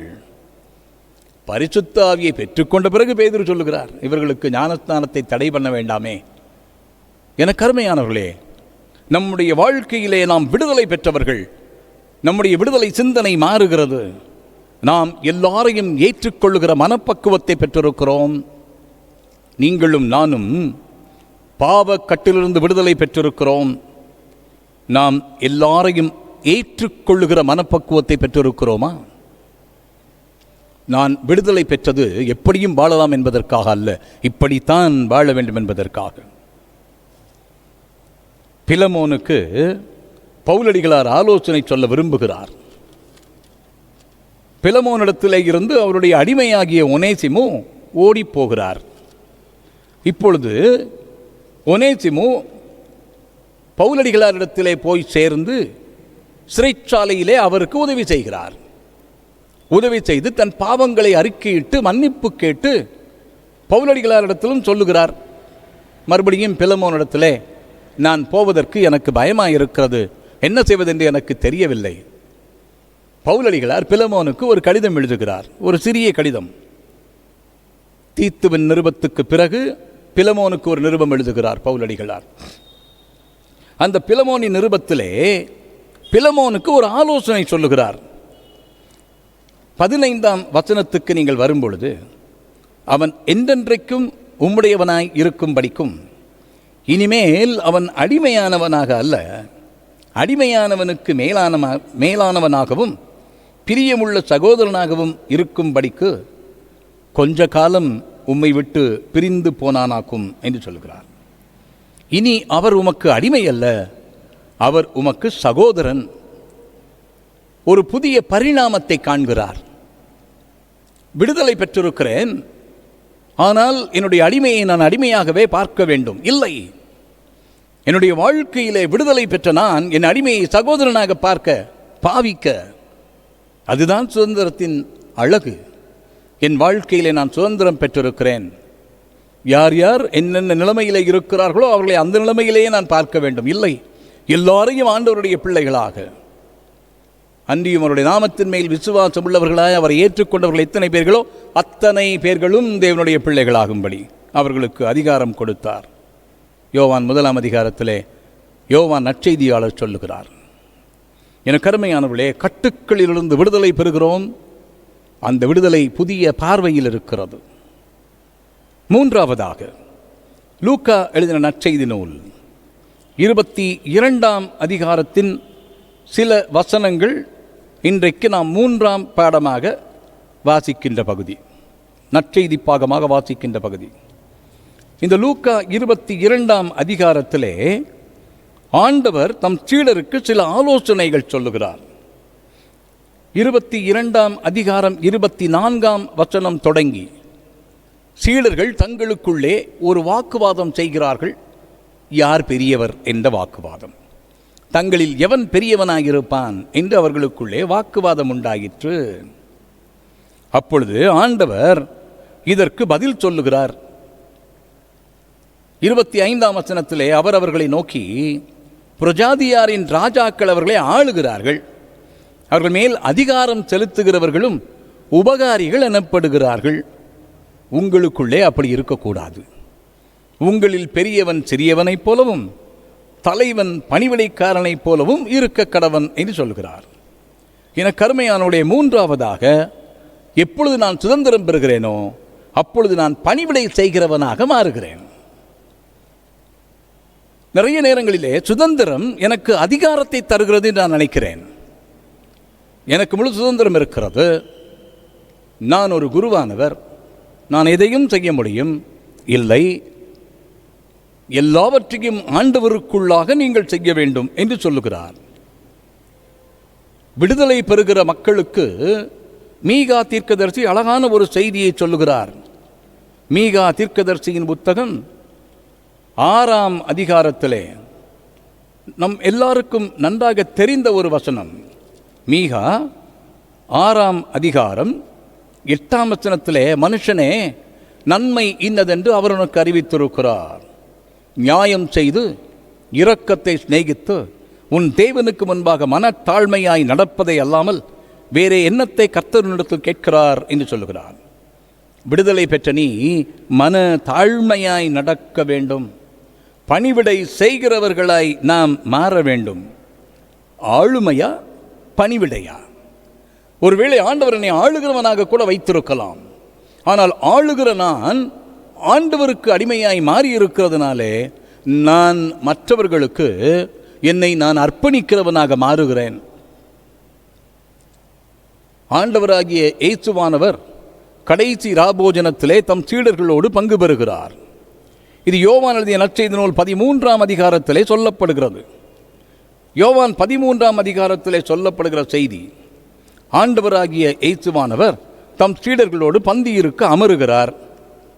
அப்பொழுது 3ஆம் வசனம் இப்படி சொல்கிறது, தம்முடைய கையில் பிதா எல்லாவற்றையும் ஒப்பு கொடுத்தார். முழு சுதந்திரத்தையும் ஆண்டவர் இயேசு சுவாமிக்கு கொடுத்திருக்கிறார். தம்முடைய கையில் பிதா எல்லாவற்றையும் ஒப்பு கொடுத்தார் என்பதையும், தாம் தேவனிடத்திலிருந்து வந்ததையும் தேவனிடத்துக்கு போகிறதையும் இயேசு அறிந்தார். எவ்வளவு பெரிய உயர்வு, எவ்வளவு பெரிய விடுதலை இயேசுவானவருக்கு! ஆனால் எப்பொழுது இப்படி அவருடைய சிந்தனை வந்ததோ அப்பொழுது போஜனத்தை விட்டெழுந்து வஸ்திரங்களை கழற்றி வைத்து ஒரு சீலையை எடுத்து அறையிலே கட்டிக்கொண்டு பின்பு பாத்திரத்தில் தண்ணீர் வார்த்து சீடருடைய கால்களை கழுவவும் தாம் கட்டிக்கொண்டிருந்த சீலையினால் துடைக்கவும் தொடங்கினார். தனக்கு கிடைத்த சுதந்திரம் ஆளுகைக்கு அல்ல, பணிக்கு. பேராயர் நியூபிகன் அவர்கள் அழகான ஒரு புத்தகம் எழுதியிருக்கிறார்கள், ஃப்ரீடம் டு சர்வ் என்று. விடுதலை பணி புரிவதற்காகவே. எனக்கு ஆண்டவர் விடுதலை தந்திருக்கிறார், நான் சுதந்திரம் பெற்றவன், நான் எப்படியும் வாழலாம் என்பது அல்ல, நான் இப்படித்தான் வாழ வேண்டும், என்னை தாழ்த்தி அவர் கரத்திலே அர்ப்பணிக்க வேண்டும் என்றுதான் ஆண்டவர் விரும்புகிறார். பவுலடிகளார் தான் பெற்ற சுதந்திரத்தை குறித்து அவர் சொல்லும் பொழுது, இந்த சுதந்திரம் என்னை எப்படி நடத்துகிறது? கொரிந்தியருக்கு எழுதின 1ஆம் நிருபம் 6ஆம் அதிகாரத்துக்கு நீங்கள் வரும்பொழுது 12ஆம் வசனத்திலே பவுலடிகளார் சொல்லுவார், எல்லாவற்றையும் அனுபவிக்க எனக்கு அதிகாரம் உண்டு, நான் எல்லா சுதந்திரமும் பெற்றவன், ஆகிலும் எல்லாம் தகுதியாயிராது, எல்லாவற்றையும் அனுபவிக்க எனக்கு அதிகாரம் உண்டு, ஆகிலும் நான் ஒன்றுக்கும் அடிமைப்பட மாட்டேன் என்று சொல்லுகிறார். எல்லாம் தகுதியாகிறாது, நான் ஒன்றுக்கும் அடிமைப்பட மாட்டேன். கொரிந்தியருக்கு எழுதின 1ஆம் நிருபம் 10ஆம் அதிகாரம் 23ஆம் வசனத்திலே எல்லாவற்றையும் அனுபவிக்க எனக்கு அதிகாரம் உண்டு, ஆகிலும் எல்லாம் தகுதியாகிறாது, எல்லாவற்றையும் அனுபவிக்க எனக்கு அதிகாரம் உண்டு, ஆகிலும் எல்லாம் பக்தி விருத்தியை உண்டாக்காது. பக்தி விருத்தியை உண்டாக்காத எதுவும் என் சுதந்திரத்தை நான் அனுபவிக்க அனுமதிக்காது. எல்லாம் தகுதியாகிறாது, எல்லாம் பக்தி விருத்தியை உண்டாக்காது, நான் ஒன்றுக்கும் அடிமைப்பட மாட்டேன். ஒருவேளை எனக்கு ஆண்டவர் முழு சுதந்திரத்தையும் கொடுத்திருக்கலாம், ஆனால் அது ஆண்டவரின் கட்டுக்குள்ளே இருக்கிறது. நான் பணிவிடை செய்வதற்காக அழைக்கப்பட்டவன். ஆகவேதான் கொரிந்தியருக்கு எழுதின 1ஆம் நிருபம் 9ஆம் அதிகாரத்திலே பவுலடிகளார் இப்படி சொல்லுவார்.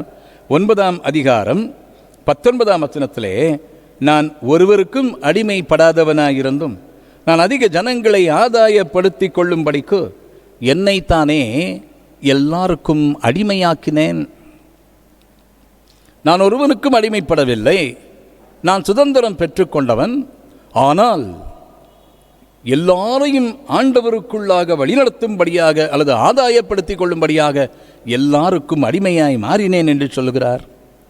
என கருமையான தேவ ஜனமே, ஆண்டவருடைய பார்வையிலே நீங்களும் நானும் விடுதலை பெற்று சுதந்திரம் அடைந்தவர்களாக இருக்கலாம். ஆனால் ஆண்டவருக்குள்ளே பெற்றிருக்கிற விடுதலையும் சுதந்திரமும் என்னை ஆண்டவருக்குள்ளேயே வழி நடத்துகிறது.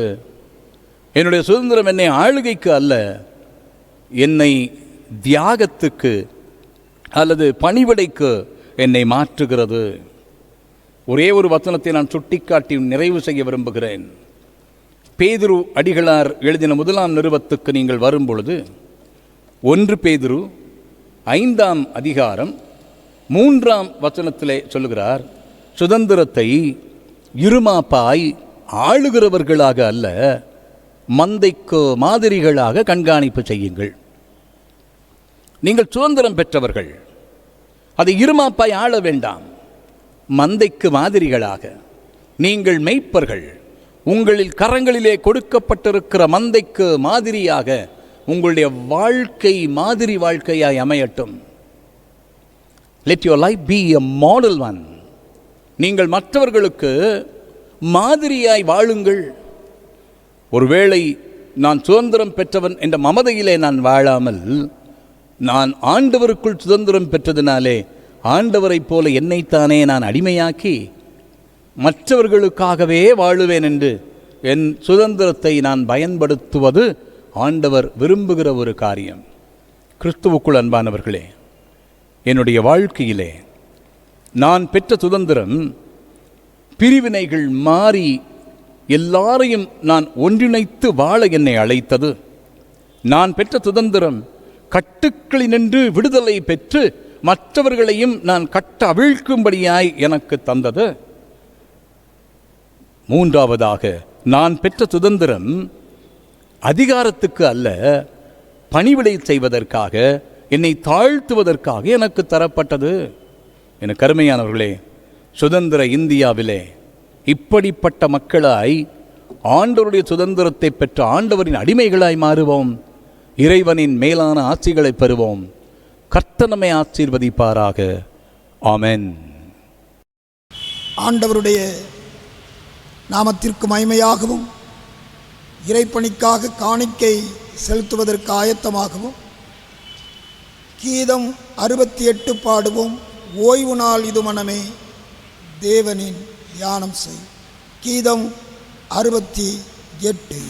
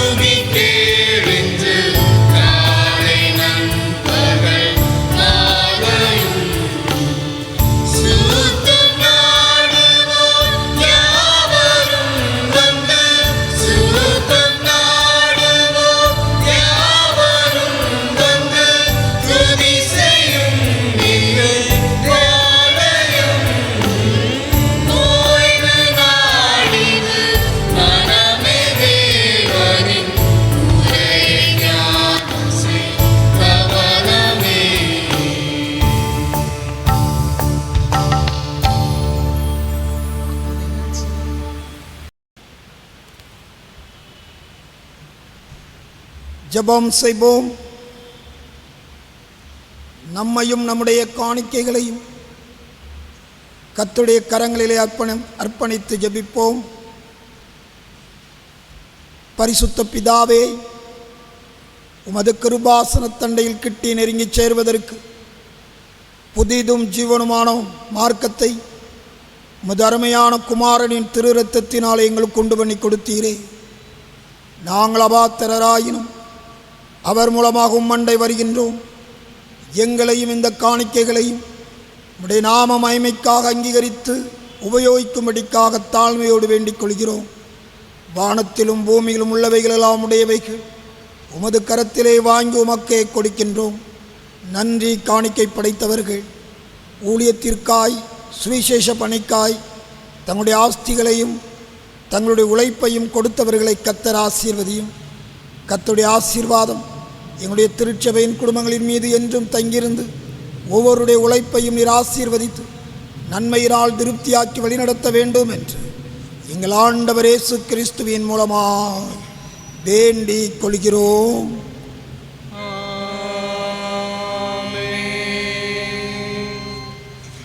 ஜெபம் பண்ண கடவோம்.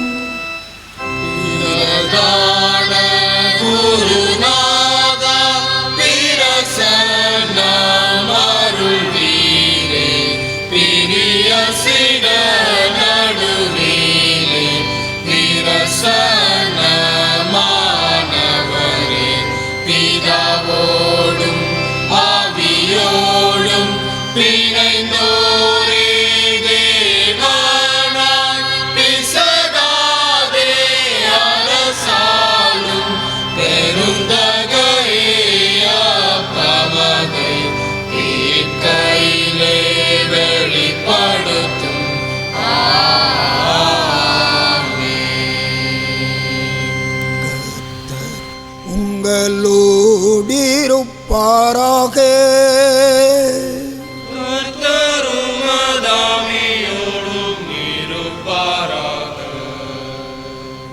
உங்கள் இதயத்தை உயர்த்திடுங்கள்.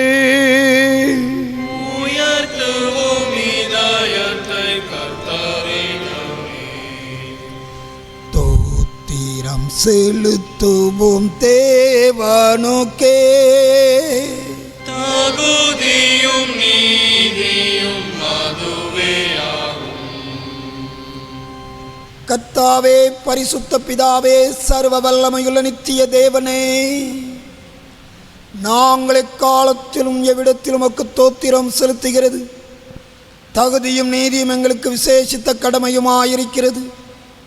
உமது குமாரனும் எங்கள் ஆண்டவருமாய் இயேசு கிறிஸ்துவின் மூலமாக நிர்வாணங்களையும் பூமியையும் அவைகள் எல்லாவற்றையும் சிருஷ்டித்து மனுக்குலத்தை உமது சாயலாக உண்டாக்கினீர்.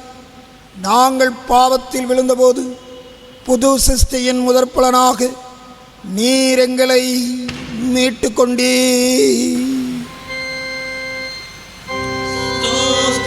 ஸ்தோத்திரிக்கின்றோம் தூயனின் நாமம். தூதர் குழாத்தோடும் துதித்து புகழ்ந்து துதி மிகுந்தேரிடமே மைப்படுத்தி தூய சேனைகளின் கர்த்தராம் தேவரின் தூயவர் தூயவர் தூயவர் எனவே துதி மிகுந்தேரிடமே மைப்படுத்தி ஸ்தோத்திரிக்கின்றோம். நின் மகிமையினால் நிறைந்தனவின் மண் நித்திய மகிமை மலனே உமக்கு தூத்தியம் செய்து மகிமைப்படுத்தி தூய சேனைகளின் கர்த்தராம் தேவரின் தூயவர் தூயவர் தூயவர் எனவே தூத்தியம் செய்து மகிமைப்படுத்தி ஸ்தோத்திரிக்கின்றோம்.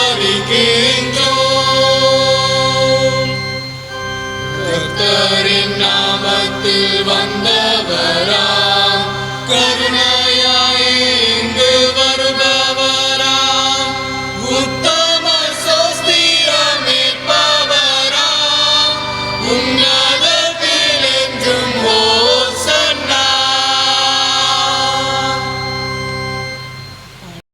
ஆம் பிதாவே, நீர் பரிசுத்த, நீர் தோத்தரிக்கப்படத்தக்கவர்.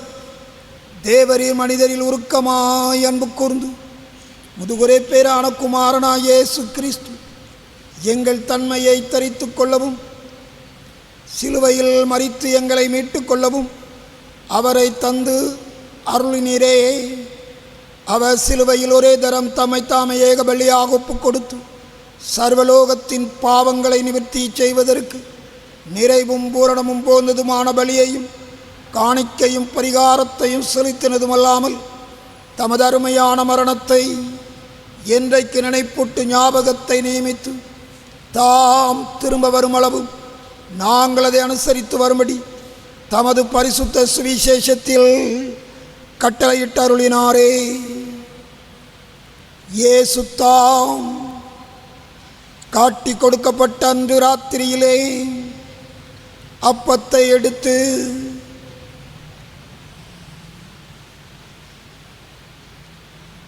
தோத்திரம் பண்ணி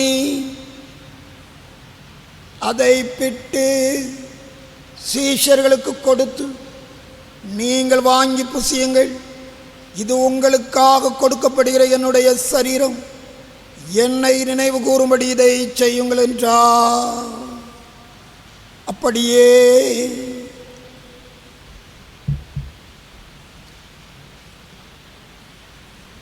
ராபோஜனம் பண்ணின பின்பு அவர் பாத்திரத்தையும் எடுத்து தோத்திரம் பண்ணி அவர்களுக்கு கொடுத்து, நீங்கள் எல்லோரும் இதிலே பானம் பண்ணுங்கள், இது பாவ மன்னிப்பு உண்டாகும்படி உங்களுக்காகவும் அநேகருக்காகவும் சிந்தப்படுகிற புது உடன்படிக்கைக்குரிய என்னுடைய இரத்தம், இதை பானம் பண்ணும் பொழுதெல்லாம் என்னை நினைவு கூறும்படி இதை செய்யுங்கள் என்று திருவுளம் பற்றினார்.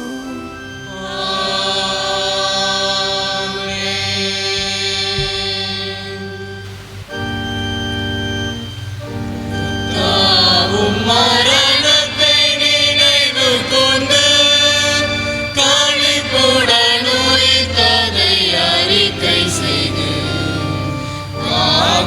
காத்திருப்போமும் வருகைக்காக காசினில் உம்மை சோஸ்தரிப்போம். ஆதலால் பிதாவே, முதுகுமாரனாய் எங்கள் ஆண்டவரின் அருமையான பாடுகளையும் மரணத்தையும் மகிமையான உயிர்த்தெழுதலையும் பரமேறுதல் நினைவு கூர்ந்து முதலியர்களாகிய நாங்கள் அவருடைய கட்டளையின்படியே அவர் வருகையை நோக்கினவர்களாக இதை செய்கிறோம். அவரில் நீர் எங்களுக்காக நிறைவேற்றின பூரண மீட்புக்காக உமக்கு நன்றி செலுத்துகிறோம். கர்த்தாவே, எங்கள் தேவனே, கருத்துடன் உம்மை துதிக்கின்றோம். காருண்யரே, உம்மை புகழுகின்றோம். கனிவுடன் மகிமை படுத்துகின்றோம். இரக்கமுள்ள பிதாவே, நாங்கள் பிற்கின்ற அப்பம் கிறிஸ்துனுடைய சரீரத்தின் ஐக்கியமாயும் நாங்கள் ஆசீர்வதிக்கிற இந்த பாத்திரம் கிறிஸ்துனுடைய இரத்தத்தின் ஐக்கியமாயிருக்கும்படி எங்களையும் நீரே தந்த இந்த அப்பத்தையும் திராட்சரசத்தையும் உமது பரிசுத்த ஆவியினால் பரிசுத்தப்படுத்த வேண்டுமென்று மிகுந்த தாழ்மையோடு பிரார்த்திக்கிறோம். நாங்கள் எல்லோரும் எங்கள் ஆண்டவராய் இயேசு கிறிஸ்துவில் கூட்டி இணைக்கப்பட்டவர்களாகி விசுவாசத்தில் ஒருமைப்படவும் தலையாகி அவருக்குள் எல்லாவற்றிலேயும் வளரவும் கிருபை செய்யும். அவரோடும் பரிசுத்த ஆவியோடும் ஐக்கியமாயிருக்கிற சர்வ வல்லமையுள்ள பிதாவாகிய உமக்கு அவர் மூலமாய் சகல கனமும் மகிமையும் என்றென்றைக்கும் உண்டாவதாக.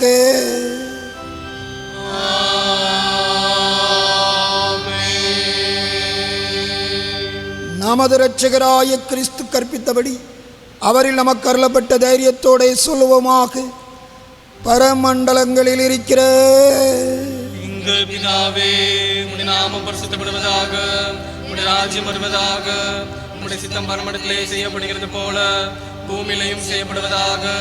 அன்றன்றுள்ள எங்கள் அப்பத்தை எங்களுக்கு இன்று தாரும். எங்களுக்கு விரோதமாய் குற்றம் செய்கிறவர்களுக்கு நாங்கள் மன்னிக்கிறது போல எங்கள் குற்றங்களை எங்களுக்கு மன்னியும். எங்களை சோதனைக்குள் பிரவேசிக்க பண்ணாமல் தீமிருந்து எங்களை ரட்சித்துக் கொள்ளும். ராஜ்யமும் வல்லமை மகிமையும் என்னைக்கும் உம்முடையதே. ஆமென். நம்மை நாமே ஆராய்ந்து பார்ப்போம். தாழ்மையின் ஜெபத்தை கருத்தை உணர்ந்து ஏறெடுப்போம். இரக்கமுள்ள கர்த்தாவே, இரக்கமுள்ள கர்த்தாவே, எங்கள் சுயநீதியை நம்பி நாங்கள் உமது பந்தியில் சேர துணியாமல் தேவரீருடைய அளவற்ற இரக்கத்தை நம்பி சேருகிறோம். உம்முடைய மேஜின் கீழ் விழும் துணிக்கைகளை பொறுக்கிக் கொள்ள நாங்கள் பாத்திரர் அல்லர். ஆனாலும் தேவரீர் எப்பொழுதும் இரக்கம் செய்கிற லட்சணியமுடைய மாறாத ஆண்டவராயிருக்கிறீர். ஆகையால் கிருபையுள்ள கர்த்தாவே, உம்முடைய அருமையான குமாரனாகிய இயேசு கிறிஸ்துவின் விலைமறியாத சரீரத்தாலும் இரத்தத்தாலும் எங்கள் பாவமுள்ள சரீரமும் ஆத்துமாவும் சுத்தமாகி எப்பொழுதும் நாங்கள் அவருக்குள்ளும் அவர் எங்களுக்குள்ளும் வாசமாயிருப்பதற்கு ஏற்ற விதமாய் அவருடைய சரீரத்தை புசித்து அவருடைய இரத்தத்தை பானம் பண்ண எங்களுக்கு கிருபை செய்தருளும். ஆமீன். நாம் பிற்கின்ற இந்த அப்பம் கிறிஸ்துனுடைய சரீரத்தின் ஐக்கியமாய் இருக்கிறது அல்லவா? ஜகத்தின் பாவத்தை சுமந்து தீர்க்கிற தேவாட்டுக்குட்டி எங்களுக்கு இறங்கும் தேவா, சமாதானம் தாரும். தேவாட்டுக்குட்டி எங்களுக்கு இறங்கும் தேவா, சமாதானம் தாரும்.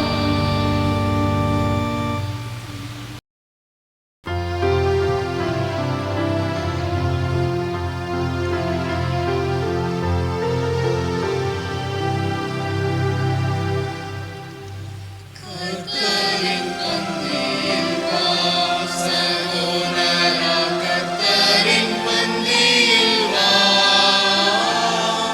கர்த்தரின் பந்தியில் வா. கர்த்தரன் வாய் சுந்தர ரத்தத்தை சிந்தின காரணத்தை மனப்பூரணமாயென்று கர்த்தரின் பந்தியில் வா. ஜீவ அப்பமல்லோ கிறிஸ்துவின் திரு சரீரமல்லோ, பாவமனந்தல்லோ உனக்காய் பகிரப்பட்டதல்லோ. தேவகுமாரனின் ஜீவ அப்பத்தை நீ தின்று அவருடன் என்றும் பிழைத்திட கர்த்தரின் பந்தியில் வா. அன்பை பாரு, கிறிஸ்துவின் சீஷர் குறைதீரு. அவர்கிட்டை கூறு, அப்போஸ்தல பந்திகளில் சேரு. சாவுக்குரிய பாவமுள்ள லோகம் தன்னில் மனம் வைத்து அந்நிய ஞானம் கர்த்தரின் பந்தியில் வா.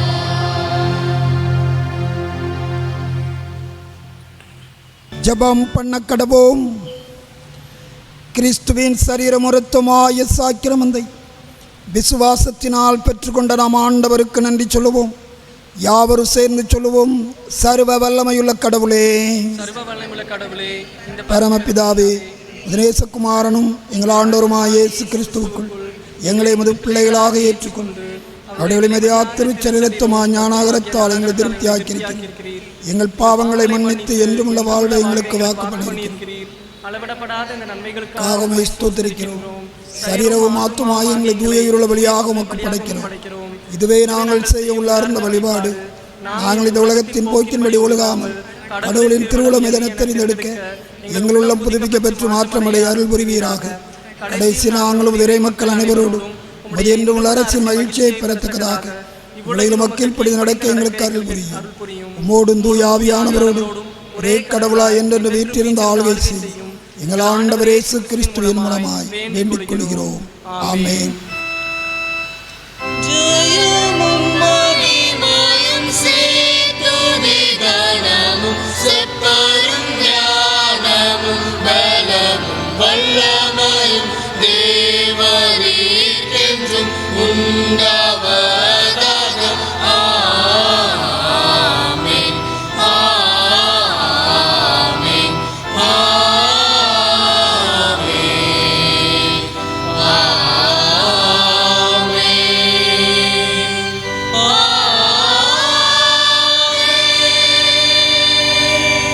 எல்லா புத்திக்கும் மேலான தேவ சமாதானம் உங்களோடு இருந்து நீங்கள் தேவனையும் அவருடைய குமாரனாகிய நம்முடைய நாதர் இயேசு கிறிஸ்துவையும் பற்றி அறிகின்ற அறிவிலும் அன்பில் நிலைத்திருக்கும்படி உங்கள் இருதயத்தையும் சிந்தையையும் காக்க கடவது. பிதா, குமாரன், பரிசுத்தாவியுமாகிய சர்வ வல்லமை பொருந்திய தேவனுடைய ஆசீர்வாதம் உங்களுக்குள்ளே இருந்து எப்பொழுதும் உங்களோடே நிலைத்திருக்க கடவது.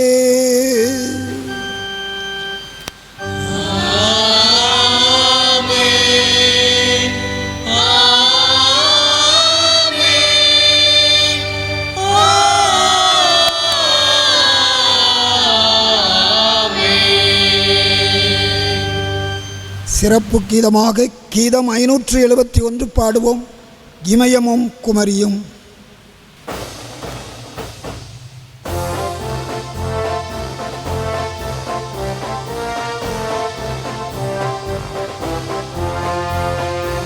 இமயமும் குமரியும் எல்லை கடலுடு எந்தாய் நாட்டினை காப்பார்.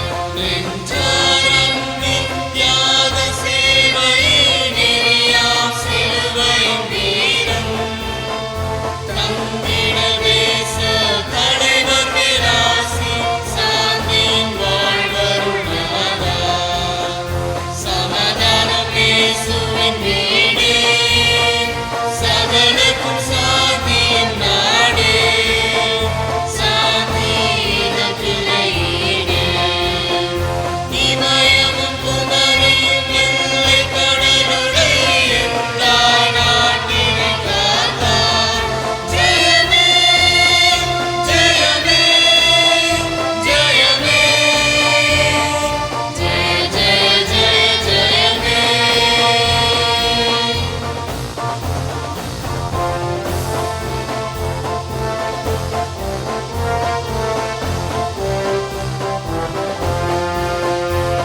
நவீன தொழிலக உற்பத்தி மிகவே ஓங்கிய வர்த்தகம் தாங்க.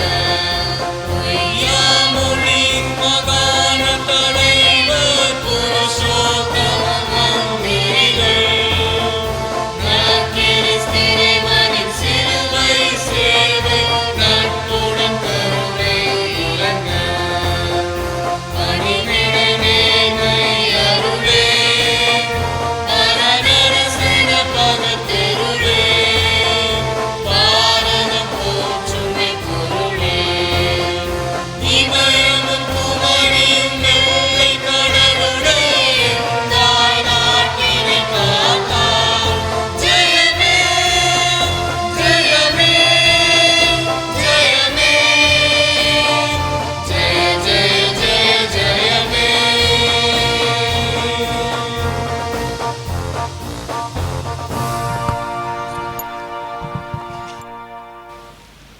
நிறைவு கீதமாக கீதம் 510 பாமாலை 236 வாழ்கையும் தேசமே.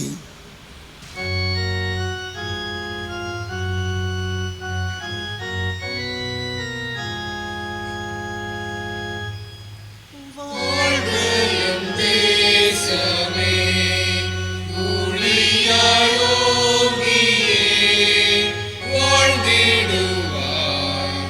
பூமிக தேசமே, பூரோன்மா கீர்த்தியை பார்ப்போற்றும் மேன்மையை நீ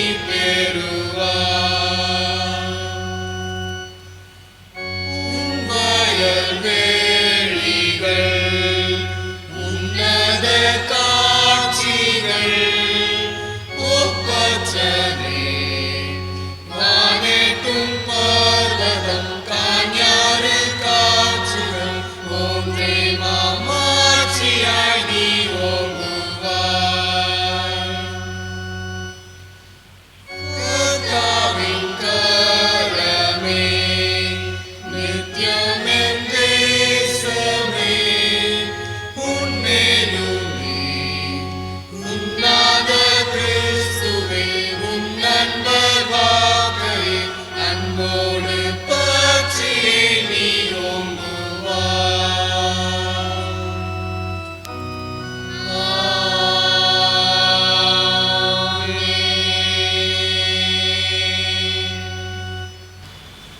ஜெபம் செய்வோம். எங்கள் அன்பு நிறைந்த கர்த்தாவே,